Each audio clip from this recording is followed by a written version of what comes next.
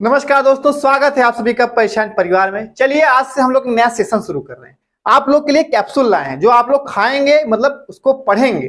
खाने के लिए क्या होता है, विटामिन प्रोटीन की जो आपके मतलब डोज होते हैं शरीर के लिए जरूरी होता है, लेकिन इसमें पढ़ाई के लिए भी जरूरी हम लाए हैं पॉइंट आपका कैप्सूल डोज। ठीक है, तो आप लोग इसको क्या करेंगे, यहाँ से नोट करेंगे और इसको अपने तैयारी एग्जाम जो जितने भी पेपर आपके कोई भी एग्जाम हो, आप यहाँ से अगर देख रहे हैं तो आपका मतलब थोड़े ही समय में डाउट क्लियर हो जाएगा। आप लोग हमारे साथ जुड़ेंगे और ये कैप्सूल खा के अपने ज्ञान को ऊर्जावान बनाएंगे। ठीक है, चलिए देखते हैं आज का हमारा कैप्सूल में क्या है। आज का देखिए कैप्सूल में लिखा होगा परीक्षा यान का कैप्सूल है। और सूर्य, सूर्य आप क्या है देखेंगे, सूर्य एक आपका तारा है जो आपके लिए इंपॉर्टेंट है, जो आपकी ज्योग्राफी में क्या है टॉपिक पूछता है एग्जाम में कि सूर्य के बारे में विशेषता कोई भी फैक्ट मतलब उसका क्या होता है, उसके बारे में जानकारी मिलेगी हमको आज से। ठीक है, तो आप लोग हमारे साथ जुड़ेंगे, देखेंगे। ठीक है, देखते हैं, चलिए देखते हैं इसके बारे में।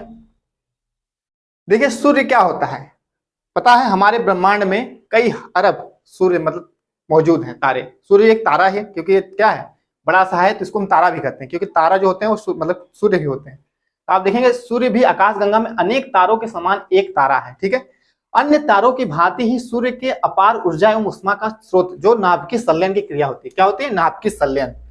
ऊर्जा का स्रोत इनका क्या होता है, नाभिकीय संलयन होता है। ठीक है, आप देखेंगे जितने भी तारे होते हैं हाइड्रोजन और हीलियम के बने होते हैं। ठीक है, उनमें क्या होता है, ये तत्व होते हैं हाइड्रोजन, उनके कंपाउंड जैसे कंपाउंड एक होके हीलियम में कन्वर्ट हो जाते हैं, फिर उनमें ऊर्जा का एक भंडार बन जाता है। ठीक है, तो ये सूर्य के ऊर्जा का देखेंगे स्रोत क्या है, यहाँ पे नाभिकीय संलयन देखेंगे। नाभिकीय संलयन जो होता है इसमें हाइड्रोजन और हीलियम कन्वर्टर, जैसे देखें हाइड्रोजन है तो क्या होंगे, दोनों कन्वर्ट होकर अपना हीलियम में परिवर्तित हो जाते हैं, तो एक ऊर्जा का रूपांतरण हो जाता है। ठीक है, आपका इसमें नाभिकीय संलयन के मात्रा मतलब माध्यम से ही ऊर्जा इसमें मौजूद रहती है सूर्य में। और सूर्य का वह भाग जो हमें दिखाई देता है उसे हम प्रकाश मंडल कहते हैं। क्या कहते हैं, प्रकाश मंडल, इंग्लिश में कहते हैं फोटोस्फीयर। ठीक है, सूर्य में देखेंगे जो भाग ऊपर से हमको दिखाई देता है उसे क्या कहेंगे, प्रकाश मंडल कहेंगे, फोटोस्फीयर कहेंगे। ठीक है, और प्रकाश मंडल जो होता है इससे विद्युत चुंबकीय विकिरण निकलती रहती है। ठीक है, सूर्य के देखेंगे जो दिखता हुआ भाग होता है उसको हम प्रकाश मंडल कहते हैं और उसी से विद्युत चुंबकीय तरंगे निकलती रहती है। ठीक है, आपका इसमें पॉइंट देख लीजिए, इंपॉर्टेंट है। फिर आगे देखते हैं क्या है, सूर्य का वह बाहरी भाग जो सूर्य ग्रहण के समय दिखाई देता है। सूर्य ग्रहण लगता है, ठीक है, जब देखेंगे सूर्य ग्रहण कब लगता है, सूर्य है, पृथ्वी है और बीच में आ जाता है चंद्रमा।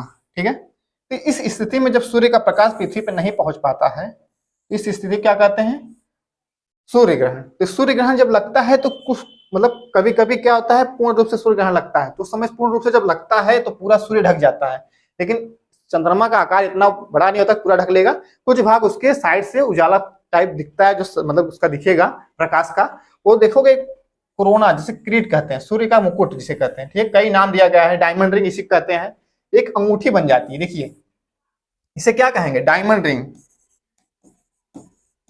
Diamond ring. ठीक है, या फिर सूर्य मुकुट, सूर्य मुकुट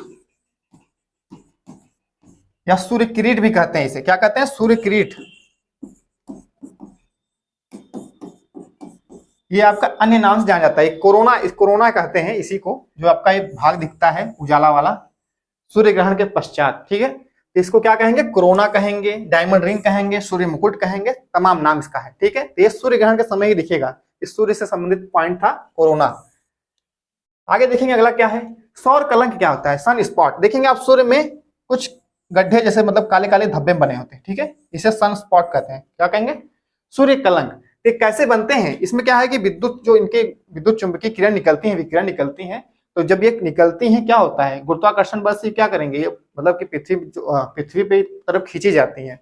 देखेंगे इसमें सूर्य में जैसे लवे ज्वार जो इसके होते हैं ज्वाला टाइप के, वो निकलते रहते हैं, तो कुछ मतलब कि इससे विद्युत रेडिएशन क्या करते हैं उसको निकलते हैं, तो उस हिसाब से वहां पर क्या स्थान खाली हो जाता है, जिससे धब्बा टाइप बन जाता है, जैसे काले धब्बे कहते हैं। ठीक है, सूर्य के प्रकाश मंडल जो फोटोस्फीयर होता है इसी का क्या होता है, चुंबकीय विकिरण निकलती है तो उस स्थान पर काले रंग का धब्बा बन जाता है और इसी को सौर कलंक कहते हैं।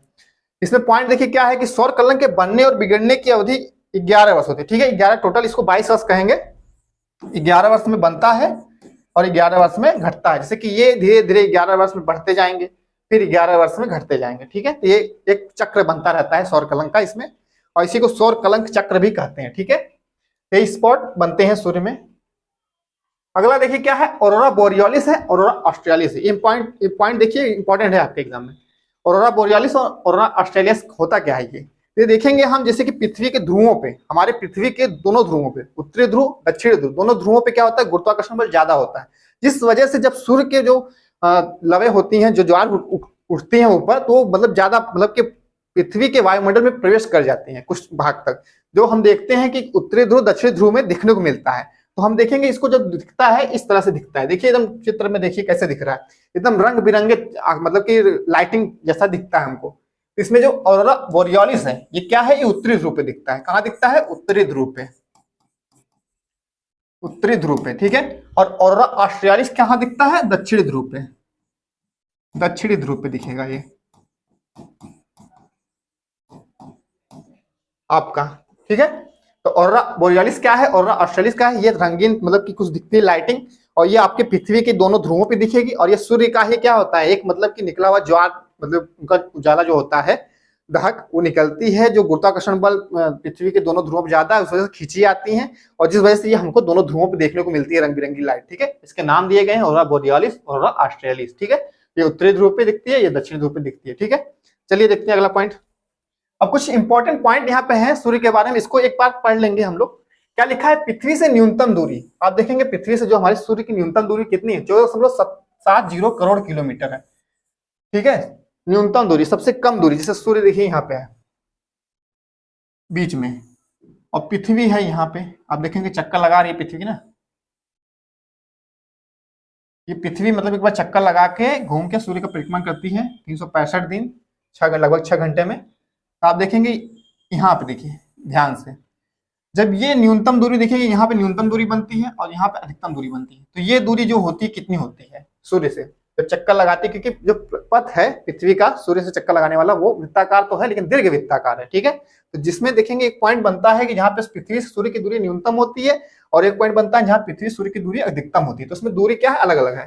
तो न्यूनतम दूरी कितनी है, 14.70 करोड़ किलोमीटर, और वही अधिकतम दूरी कितनी होगी, 15.21 करोड़ किलोमीटर हो जाएगी, ठीक है। और इसका औसत अगर हम देखेंगे दूरी कितना होगा, देखिए पृथ्वी से औसत दूरी कितना है, 14.96 किलोमीटर, ठीक है। करोड़ किलोमीटर इसकी औसत दूरी है इतनी, ठीक है। तो ये आपकी दूरी होती है पृथ्वी से हमारे मतलब सूर्य के बीच की दूरी कितनी है, इतनी है। सूर्य का व्यास पूछे, सूर्य का व्यास पूछता है, सूर्य का व्यास कितना होता है, डायमीटर देखिए यहाँ पे क्या है, यहाँ से पूरा यहाँ पे, ये पूरे यहाँ से यहाँ तक दूरी कितनी है सूर्य का, इसमें देखें कितना लिखा है, लगभग 13,92,000 किलोमीटर, ठीक है। 13,92,000 किलोमीटर इसमें व्यास लिखा है, ठीक है। सूर्य का व्यास पूछा है। आयतन कितना होता है, सूर्य का आयतन बहुत ज्यादा, पृथ्वी से 13 लाख गुना अधिक, 13 लाख गुना पृथ्वी कितना मतलब की बड़ी है, उससे भी 13 लाख गुना अधिक बड़ा सूर्य का आयतन है। और इसमें देखेंगे द्रव्यमान की बात करते हैं सूर्य के, तो पृथ्वी से कितना है, 3,32,000 गुना अधिक है, पृथ्वी से सबसे ज्यादा है, क्योंकि पृथ्वी से बड़ा भी है ना। तलीय गुरुत्व कितना होता है, तलीय गुरुत्व देखिए कितना है, पृथ्वी से 28 गुना है। जो इसके तल में गुरुत्वाकर्षण बल होता है, इसके मतलब गुरुत्वाकर्षण बल का इसका जो वो है प्रभाव, कितना इसका गुरुत्वाकर्षण बल अपने तरफ खींचने का बल है, वो कितना है, पृथ्वी से 28 गुना अधिक है, ठीक है। और सूर्य का प्रकाश पृथ्वी तक पहुंचता कब है, देखिए इंपॉर्टेंट है। अगर सूर्य से कोई प्रकाश निकल रही है, वो कितना है समय, 8 मिनट 16 सेकंड, ठीक है। 8 मिनट 16 सेकंड सूर्य का प्रकाश पृथ्वी धरातल पर पहुंचता है।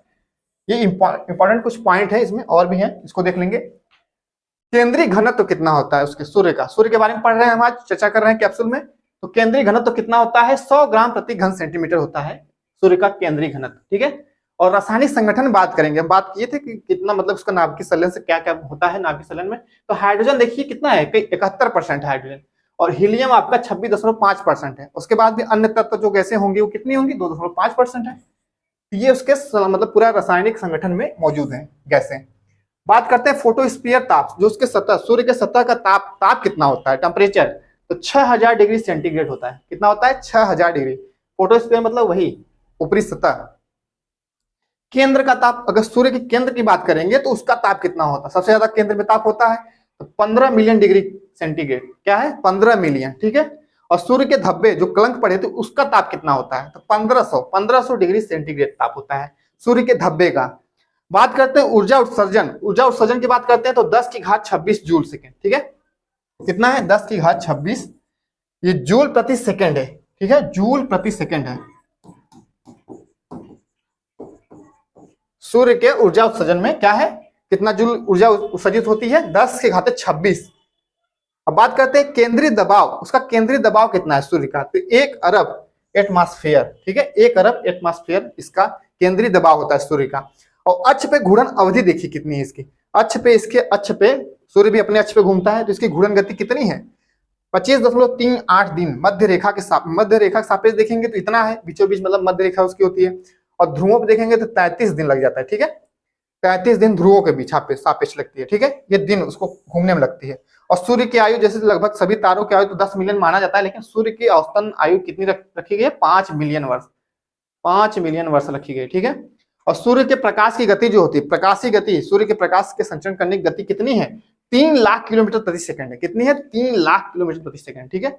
ये आपके सूर्य के बारे में इंपॉर्टेंट पॉइंट हम लोग यहाँ पे आज देखे हैं, ठीक है, कैप्सूल में। ये इंपॉर्टेंट पॉइंट इसलिए दिखाया गया क्योंकि कम समय में जानकारी पर्याप्त मिल जाती है आपको यहाँ से, तो आप लोग हमारे साथ जैसे जुड़े रहेंगे, ठीक है, हमारे साथ जुड़े रहेंगे और हमारे चैनल को आप लोग क्या करेंगे, सब्सक्राइब करें, ठीक है, सब्सक्राइब नहीं किया सब्सक्राइब कर लेंगे, वीडियो को ऐसे ही देखेंगे, लाइक करेंगे और ज्यादा से ज्यादा आप लोग भाई बहनों को शेयर करेंगे, ठीक है, क्या करेंगे, शेयर करेंगे। तो आप लोग सही है, ऐसे हमारे साथ जुड़े रहेंगे। आप सभी का बहुत बहुत धन्यवाद।